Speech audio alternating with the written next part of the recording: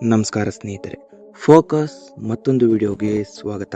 ಸ್ನೇಹಿತರೆ, ಭಾರತದಲ್ಲಿ ಕ್ರಿಕೆಟ್ ಒಂದು ಆಟ ಮಾತ್ರ ಅಲ್ಲ ಸ್ನೇಹಿತರೆ, ಎಲ್ಲರ ಮನೆ ಮಾತಾಗಿರುವಂತಹ ಈ ಕ್ರಿಕೆಟ್ ಇನ್ನು ಗಲ್ಲಿಗೂ ಗೊತ್ತಿರುವಂತಹ ಈ ಒಂದು ಕ್ರಿಕೆಟ್ ಆಟ ಇನ್ನು ಸ್ನೇಹಿತರೆ, ಇದು ನಮ್ಮ ಭಾರತದಲ್ಲಿ ಒಂದು ಧರ್ಮ ಅಂತಾನೆ ಹೇಳಲಾಗುತ್ತೆ. ಇನ್ನು ಸ್ನೇಹಿತರೆ, ಹಾಗಾದರೆ ಕ್ರಿಕೆಟ್ ಹುಟ್ಟಿದ್ದು ಎಲ್ಲಿ ಗೊತ್ತಾ? ಇಂಗ್ಲೆಂಡ್ನಲ್ಲೂ ಕೂಡ ಇಲ್ಲದಷ್ಟು ಕ್ರಿಕೆಟ್ ಆರಾಧನೆ ನಮ್ಮ ಭಾರತದಲ್ಲಿ ನಡೆಯುತ್ತಿದೆ. ಇಂತಹ ದೇಶದ ಕ್ರಿಕೆಟ್ ಟೀಮಲ್ಲಿ ಸ್ಥಾನವನ್ನು ಪಡೆಯುವುದು ಅಂದರೆ ಅದು ಒಂದು ದಿನದ ಕಠಿಣ ಪರಿಶ್ರಮದಿಂದ ಅದು ಆಗೋದಿಲ್ಲ. ಇನ್ನು ಸ್ನೇಹಿತರೆ, ಇನ್ನು 140 ಕೋಟಿಗಿಂತಲೂ ಕೂಡ ಹೆಚ್ಚು ಜನಸಂಖ್ಯೆಯನ್ನು ಹೊಂದಿರುವಂತಹ ಒಂದು ದೇಶದಲ್ಲಿ ಕ್ರಿಕೆಟ್ ಟೀಮ್ನಲ್ಲಿ ಕೇವಲ 11 ಜನರ ತಂಡದಲ್ಲಿ ಸ್ಥಾನವನ್ನು ಪಡೆಯೋದು ಅಂದರೆ ಅದು ಅಷ್ಟು ಸುಲಭದ ಕೆಲಸ ಅಲ್ಲ. ಇದು ನಿಮಗೂ ಕೂಡ ಗೊತ್ತೇ ಇದೆ. ಇನ್ನು ಸ್ನೇಹಿತರೆ, ಕಠಿಣ ತಪಸ್ಸನ್ನೇ ಮಾಡಬೇಕು ಅಂದರೆ ಅದು ಸುಳ್ಳಾಗೋದಿಲ್ಲ. ಇನ್ನು ಇದನ್ನು ಒಂದು ಸಾರಿ ಆಸ್ಟ್ರೇಲಿಯಾದ ಕ್ರಿಕೆಟ್ ತಂಡದ ಕೋಚ್ ಆಗಿದ್ದಂತಹ ಜಸ್ಟಿನ್ ಲ್ಯಾಂಗರ್ ಕೂಡ ಹೇಳಿದರು. ಈಗ ವೈಭವ್ ಸೂರ್ಯವಂಶಿ ಆಡ್ತಿರುವಂತಹ ರೀತಿಯನ್ನು ನೋಡಿದರೆ ಇದು ಅಕ್ಷರಶಃ ಸತ್ಯ ಅಂತಾನೆ ಅನಿಸುತ್ತೆ.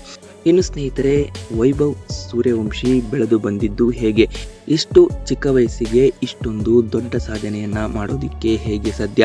ಪ್ರಸ್ತುತ ನಡೀತಿರುವಂತಹ IPLನಲ್ಲಿ ವಿರಾಟ್ ಕೊಹ್ಲಿ, MS ಧೋನಿ, ರೋಹಿತ್ ಶರ್ಮಾ ಹೀಗೆ ದಿಗ್ಗಜರ ಆಟಗಾರರಿಗಿಂತಲೂ ಕೂಡ ಹೆಚ್ಚು ಟ್ರೆಂಡಿಂಗ್ನಲ್ಲಿ ಇರೋದು ಅದು ಎಂದರೆ 15 ವರ್ಷದ ವೈಭವ್. ಇನ್ನು ಸ್ನೇಹಿತರೆ, ಯಾವುದೇ ಸೋಷಿಯಲ್ ಮೀಡಿಯಾವನ್ನು ಓಪನ್ ಮಾಡಿದರೂ ಕೂಡ ಅದು ಕ್ರಿಕೆಟ್ನಲ್ಲಿ ಎಂತಹ ಬೌಲರ್ಗಳನ್ನು ಕೂಡ ಮಣ್ಣು ಮುಕ್ಕಿಸುತ್ತಿರುವಂತಹ ಆಟಗಾರ ಎಂದರೆ ಅದು ವೈಭವ್ ಸೂರ್ಯವಂಶಿ ಅನ್ನುವಂತಹ ಪೌರ ಆತನ ಆಟವನ್ನು ನೋಡಿ ಬೆರಗಾದವರೇ ಇಲ್ಲ. ವೀಕ್ಷಕರೇ, ಈ ವೈಭವ್ ಸೂರ್ಯವಂಶಿ ಹುಟ್ಟಿದ್ದು 2011 ಮಾರ್ಚ್ 27ನೇ ತಾರೀಕು. ಇನ್ನು ಇವನು ಹುಟ್ಟಿದ್ದು ಬಿಹಾರದ ಸಮಸ್ತಿಪುರ ಜಿಲ್ಲೆಯ ತಾಜ್ಪುರ್ನಲ್ಲಿ.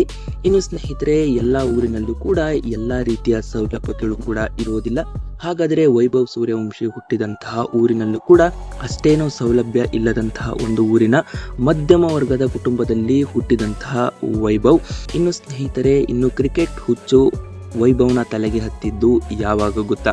ಇನ್ನು ಈತ ಬ್ಯಾಟನ್ನು ಹಿಡಿದಾಗ ಅವನಿಗೆ ಇನ್ನೂ ಕೂಡ ಕೇವಲ 4 ವರ್ಷ ವಯಸ್ಸು. ಆಗಲೇ ಈ ವೈಭವ್ಗೆ ಕ್ರಿಕೆಟ್ ಅಂದರೆ ಹೆಚ್ಚು ಪ್ರೀತಿ.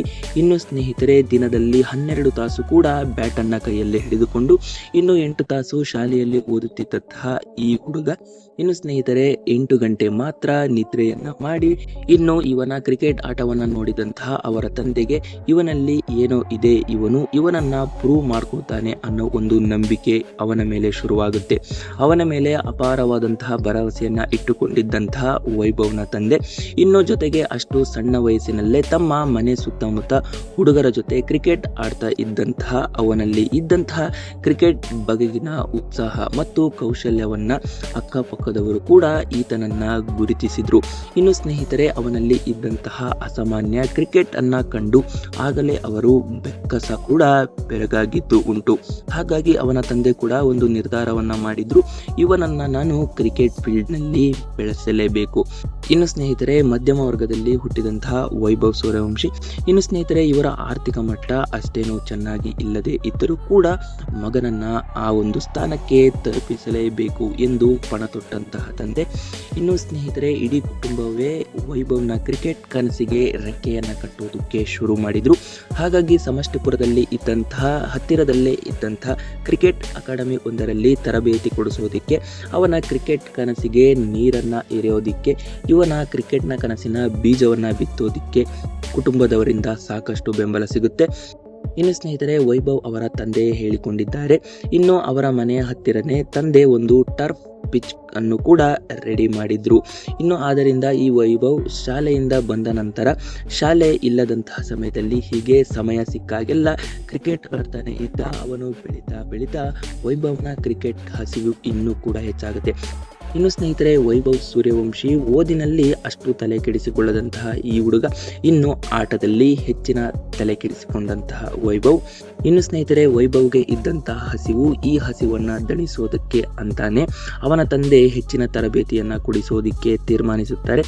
ಇನ್ನು ಸ್ನೇಹಿತರೆ, ಅದಕ್ಕಾಗಿ 10ನೇ ವಯಸ್ಸಿನಲ್ಲೇ ಅವನಿಗೆ ದೂರದ ಪಾಟ್ನಾದಲ್ಲಿ ಕೋಚಿಂಗ್ ಕೊಡಿಸೋದಾಗಿ ತಮ್ಮ ಸಂಪೂರ್ಣ ಜಮೀನನ್ನು ಕೂಡ ಮಾರಿ ಮಗನ ಕನಸನ್ನ ಪೂರ್ಣಗೊಳಿಸಿದ್ರು. ಇನ್ನು ಸ್ನೇಹಿತರೆ, ಪ್ರತಿನಿತ್ಯ ಕೂಡ ವೈಭವ್ನ ಆಟವನ್ನು ನೋಡುತ್ತಿದ್ದಂತಹ ಅವರ ತಂದೆ ಇವನು ಏನೋ ಮಾಡೇ ಮಾಡುತ್ತಾನೆ ಅನ್ನೋ ಒಂದು ಹುಮ್ಮಸ್ಸು, ಅವನೊಬ್ಬ ದೊಡ್ಡ ಕ್ರಿಕೆಟ್ ಪ್ಲೇಯರ್ ಆಗೇ ಆಗುತ್ತಾನೆ ಅನ್ನೋದು ಅವರ ಬಲವಾದ ನಂಬಿಕೆ. ಆ ಒಂದು ನಂಬಿಕೆಯೊಂದಿಗೆ ಅವರ ತಾಯಿ ಕೂಡ ಆತನಿಗೆ ಆಸರೆ ಆಗುತ್ತಾಳೆ. ಇನ್ನು ಸ್ನೇಹಿತರೆ, ಪ್ರತಿದಿನ ಪ್ರಾಕ್ಟೀಸ್ ಮಾಡೋದಕ್ಕೆ ಅವರ ತಂದೆ ಪಾಟ್ನಾಗೆ ಪ್ರತಿದಿನ ಕರೆದುಕೊಂಡು ಹೋಗಿ ಬರ್ತಾ ಇದ್ದರು. ಅವರ ತಾಯಿ ಬೆಳಗ್ಗೆ ಸಮಯ 4 ಗಂಟೆಗೆ ಎದ್ದು ಅವನಿಗೆ ಊಟದ ವ್ಯವಸ್ಥೆಯನ್ನು ಕೂಡ ಮಾಡ್ತಾ ಇದ್ರು. ಆದರೆ ಈ ವೈಭವ್ನ ಕ್ರಿಕೆಟ್ ಸ್ವಲ್ಪ ಬೆಳಕನ್ನ ಕಂಡಿದ್ದು ಮಾಜಿ ರಣಜಿ ಆಟಗಾರ ಆಗಿರುವಂತಹ ಮುನೀಶ್ ಓಜಾ ಅವರ ಹತ್ತಿರ ಕೋಚಿಂಗ್ ಅನ್ನ ಪಡೆಯೋದಿಕ್ಕೆ ಶುರು ಮಾಡಿದ ಮೇಲೆ.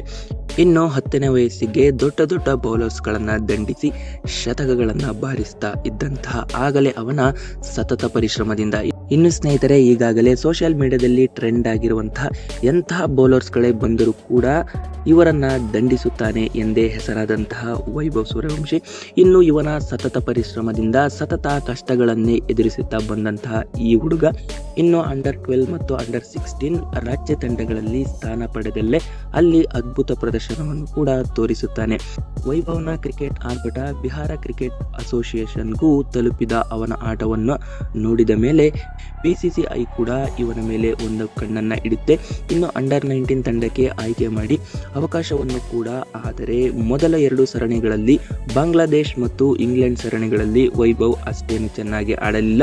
ಇನ್ನು ಇವನ ಪ್ರದರ್ಶನವನ್ನು ಕೂಡ ತೋರದಂತಹ ವೈಭವ್, ಹಾಗಾಗಿ ಅಂಡರ್-19 ವರ್ಲ್ಡ್ ಕಪ್ ತಂಡದಿಂದ ಅವನನ್ನ ಹೊರಗಿಡಲಾಯಿತು. ಸ್ನೇಹಿತರೆ, ಇವನನ್ನ ಹೊರಗಿಟ್ಟರೂ ಕೂಡ ಇವನ ಪ್ರಾಕ್ಟೀಸ್ ಅನ್ನ ನಿಲ್ಲಿಸಲಿಲ್ಲ. ಆದರೂ ಕೂಡ ಎದೆಗುಂಗದೆ ವೈಭವ್ ತನ್ನ ಅಭ್ಯಾಸವನ್ನ ಮುಂದುವರಿಸುತ್ತಾನೆ. ಇನ್ನು 2023-24 ರಣಜಿ ಟ್ರೋಫಿಗೆ ಬಿಹಾರ ತಂಡದ ಪರ ಆಡುವುದಕ್ಕೆ ಅವಕಾಶವನ್ನ ಕೊಡ್ತು. ಆಗ ಇನ್ನು ಕೂಡ ವೈಭವ್ಗೆ ಕೇವಲ 12 ವರ್ಷ ಮಾತ್ರ. ಹಾಗಾಗಿ ಮತ್ತೆ ಆಸ್ಟ್ರೇಲಿಯಾ ವಿರುದ್ಧ ಅಂಡರ್-19 ಯೂತ್ ಟೆಸ್ಟ್ ಸರಣಿಗೆ ಆತನಿಗೆ ಬಲ ಬಂತು.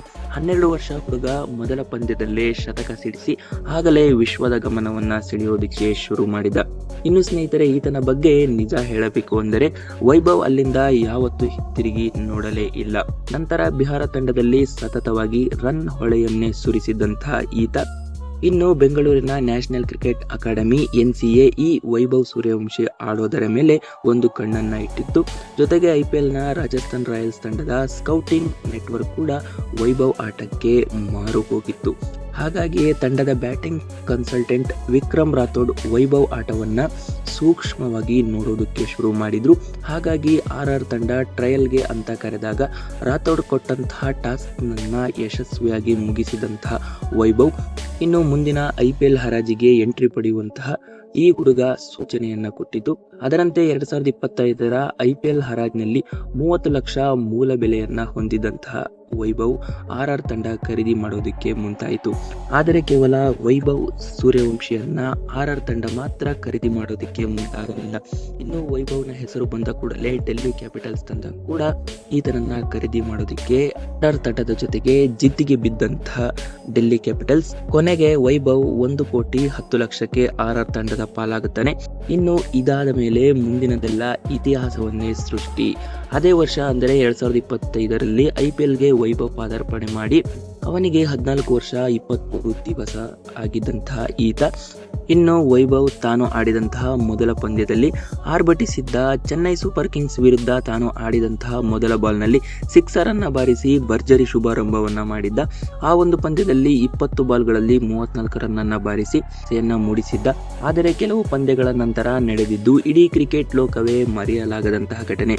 ಇನ್ನು ಗುಜರಾತ್ ತಂಡದ ವಿರುದ್ಧ ಪಂದ್ಯದಲ್ಲಿ ವೈಭವ್ ಅಕ್ಷರಶಃ ರಾಕ್ಷಸನ ರೂಪವನ್ನ ತಾಳಿದ. ಆ ದಿನ ವೈಭವ್ ತನ್ನ ಕ್ರಿಕೆಟ್ ಪರಾಕ್ರಮವನ್ನ ಇಡೀ ಜಗತ್ತಿನ ಎದುರು ಬಿಚ್ಚಿಟ್ಟಿದ್ದ ನೋಡಿ ಸ್ನೇಹಿತರೆ. ಕೇವಲ 38 ಬಾಲ್ಗಳಲ್ಲಿ 101 ರನ್ನನ್ನ ಚೆಚ್ಚಿ ಬಿಸಾಡಿದಂತಹ ಎಂಥ ಬೌಲರ್ಸ್ಗಳೇ ಬಂದರೂ ಕೂಡ ಅವರನ್ನ ಬಗ್ಗು ಬಡಿದು ಎಲ್ಲರಿಗೂ ಕೂಡ ಮಣ್ಣನ್ನ ತಿನ್ನಿಸಿ 11 ಸಿಕ್ಸರ್ ಗಳಿಸಿದ್ದು ಅದು IPL ಇತಿಹಾಸದಲ್ಲಿ 2ನೇ ಅತಿ ವೇಗದ ಸೆಂಚುರಿ ಆಗಿತ್ತು. ಮತ್ತು IPLನಲ್ಲಿ ಶತಕ ಬಾರಿಸಿದಂತಹ ಅತ್ಯಂತ ಕಿರಿಯ ಆಟಗಾರ ಅನ್ನುವಂಥ ದಾಖಲೆ ಕೂಡ ವೈಭವ್ ಮುರಿದಿದ್ದು. ಇನ್ನು ಸ್ನೇಹಿತರೆ, ಆ ಒಂದು ಆಟವನ್ನು ನೋಡಿ ಇಡೀ ಕ್ರಿಕೆಟ್ ಲೋಕದ ದಿಗ್ಗಜರು ಎಲ್ಲರೂ ಕೂಡ ಬೆರಗಾಗಿದ್ರು. ಅವನೊಬ್ಬ ವಿಶೇಷವಾದಂತಹ ಆಟಗಾರ, ಅವನಲ್ಲಿ ಏನೋ ಇದೆ ಅಂತ, ಅದೇ ಅವನನ್ನ ಚಾಣಾಕ್ಷ ಆಟಗಾರ ಆಗತಾನೆ ಅಂತ ಅನೇಕರು ಭವಿಷ್ಯವನ್ನ ನುಡಿದಿದ್ರು. ಅದರಂತೆ ಕಳೆದ ವರ್ಷದ IPL ಸೀಸನ್ನಲ್ಲಿ ಒಟ್ಟಾರೆಯಾಗಿ ವೈಭವ್ 251 ರನ್ನನ್ನು ಬಾರಿಸಿದ್ದ.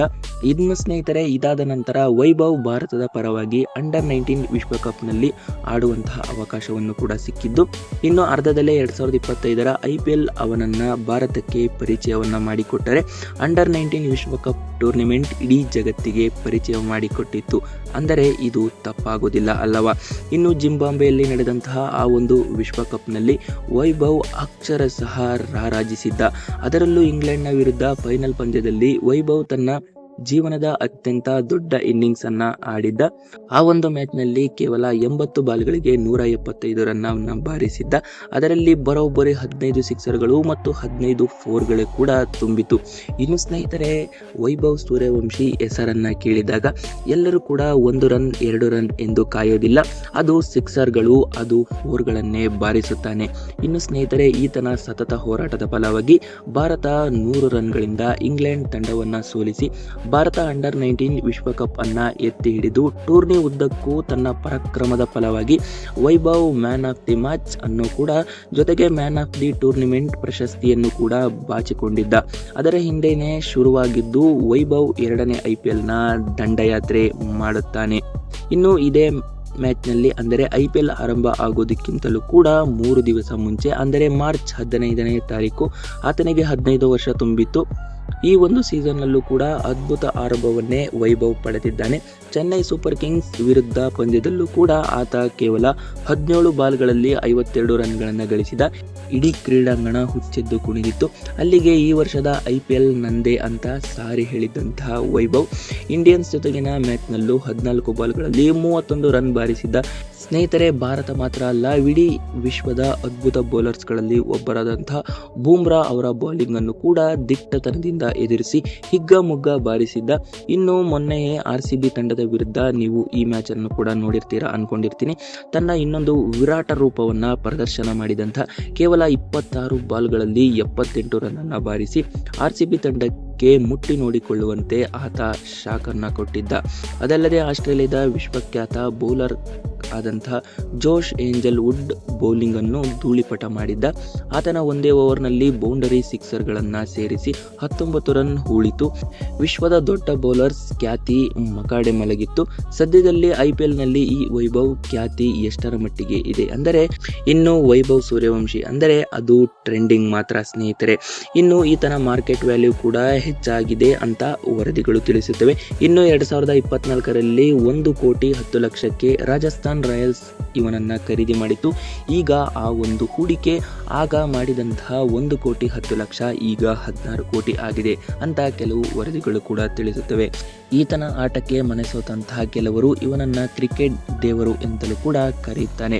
ಇನ್ನು ಸಚಿನ್ ತೆಂಡೂಲ್ಕರ್, ರೋಹಿತ್ ಶರ್ಮಾ, ಯುವರಾಜ್ ಸಿಂಗ್, ಸುನಿಲ್ ಗವಾಸ್ಕರ್, ರವಿಶಾಸ್ತ್ರಿ ಅಂತ ದೊಡ್ಡ ಆಟಗಾರರ ಮನತುಂಬಿ ಹೊಗಳಿದ್ದಾರೆ ಸ್ನೇಹಿತರೆ. Bumrah, Boult, Hazlewood, Rabada, Bhuvneshwar Kumar, Matt Henry ಇವೆಲ್ಲ ಬರೀ ಹೆಸರುಗಳು ಮಾತ್ರ ಅಲ್ಲ, ಕ್ರಿಕೆಟ್ ಜಗತ್ತಿನ ದಿಗ್ಗಜ ಬೌಲರ್ಸ್ಗಳು. ಆದರೆ ಈ ಹುಡುಗ ಇವರು ಯಾರನ್ನು ಕೂಡ ಬಿಡಲಿಲ್ಲ. ಎಲ್ಲರ ಬೌಲಿಂಗ್ನಲ್ಲೂ ಕೂಡ ಮನಸ್ಸು ಇಚ್ಛೆ 6-4ಗಳನ್ನು ಬಾರಿಸಿದ್ದ.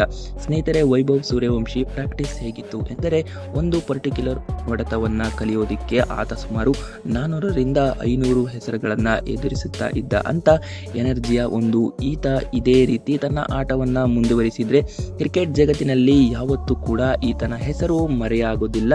ಆ ರೀತಿಯ ಹೆಸರನ್ನು ಮಾಡೋದು ಖಂಡಿತ. ಯುವ ಪೀಳಿಗೆಗಳಿಗೆ ಮತ್ತು ತುಂಬ ಚಿಕ್ಕ ವಯಸ್ಸಿನ ಮಕ್ಕಳಿಗೆ ಈತನನ್ನು ನೋಡಿದರೆ ನಾವು ಕೂಡ ಇದೇ ರೀತಿ ಬೆಳೆಯಬೇಕು ಅನ್ನೋ ಹುಮ್ಮಸ್ಸು ಇನ್ನೂ ಕೂಡ ಹೆಚ್ಚಾಗುತ್ತೆ ಅನ್ನೋದರಲ್ಲಿ ಯಾವ ಮಾತಿನಲ್ಲೂ ಕೂಡ ತಪ್ಪಾಗೋದಿಲ್ಲ ಸ್ನೇಹಿತರೆ. ಹಾಗೆ ಈತನನ್ನು ನೋಡಿದರೆ ಎಲ್ಲರ ಮುಖದಲ್ಲೂ ಕೂಡ ಅದು ನಗು ಒಂದೇ ಕಾಣಿಸುತ್ತೆ. ವೈಭವ್ ಸೂರ್ಯವಂಶಿಯ ಬಗ್ಗೆ ನಿಮ್ಮ ಅನಿಸಿಕೆ ಅಭಿಪ್ರಾಯವನ್ನು ವಿಡಿಯೋ ಕಮೆಂಟ್ ಬಾಕ್ಸ್ನಲ್ಲಿ ತಿಳಿಸಿ. ಇದೇ ರೀತಿ ಹೆಚ್ಚಿನ ಮಾಹಿತಿಗಾಗಿ ನಮ್ಮ ಚಾನಲನ್ನು ಲೈಕ್ ಮಾಡೋದನ್ನು ಮರಿಬೇಡಿ. ಹಾಗೆ ಸಬ್ಸ್ಕ್ರೈಬ್ ಮಾಡ್ಕೊಳ್ಳಿ ಸ್ನೇಹಿತರೆ.